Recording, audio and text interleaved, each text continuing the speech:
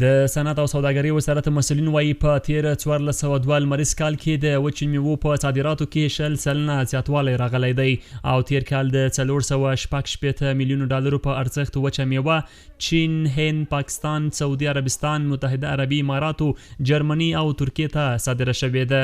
صادرات میوه‌جات په تیر 1402 میلادي کال کې د 416 میلیونه ډالرو په ارزښت افغانستان وچه میوه بهرنیو هېوادونو ته صادره شوې ده. وروسته له تحلیل او ارزیابۍ څخه دا په ډاګه شوه چې د نورو کلونو په پرتله په تیر کال کې د وچو میوو په صادراتو کې 10 سلنه زیاتوالی راغلی دی.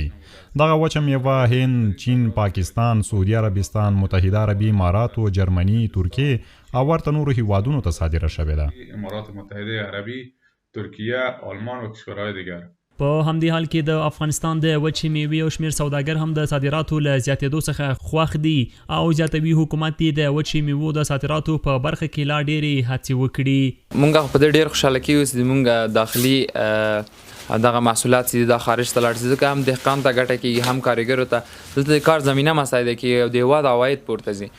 نو په دې کې مونږ ډېر خوشحاله یو او دا ښکاره خبره ده چې نظر تیر کال ته په دا تیر کال څخه نظر مخکینی کال ته په صادراتو کې ډیروالی راغلی و او په دې موږ ډېر خوشحاله کیږو چې د وطن عواید پورته لاړ شي او له دولت نه هم دا خواهش کوو چې تجارانو ته په دې برخه کې د صادراتو په برخه کې سهولتونه او د ویزو په برخه کې سهولتونه ورته برابر کړي. د کار خوش هستم، خوشحاله یم چې د وچو میوو په یاده کارخونه کې کار کوم. د خدای ډېر شکر دی چې زموږ د وچو میوو په صادراتو کې زیاتوالی راغلی. په دې سره موږ ته هم د میوو د بسته‌بندۍ په برخه کې د کار زمینه مساعده شوې ده.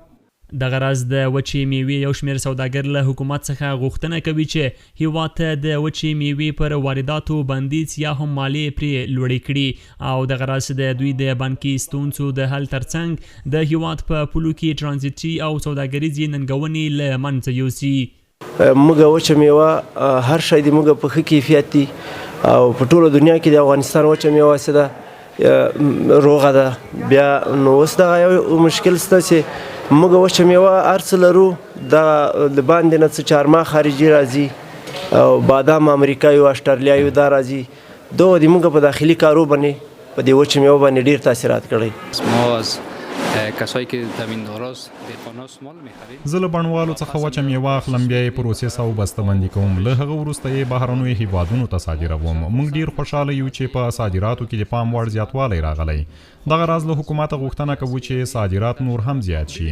وخت ډېر مهم دی. حکومت باید موږ سهولتونه برابر کړي. دغه راز ګمرکي کارونه یې هم پر وخت ترسره کړي ترڅو زموږ مالونه پر وخت تر نورو هېوادونو ورسیږي. د ویزې په برخه کې ستونزه لرو، باید دې ته هم جدي پاملرنه وشي.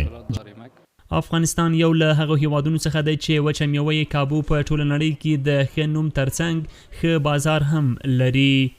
عبدالله حیدرزی، CGTN پښتو، کابل.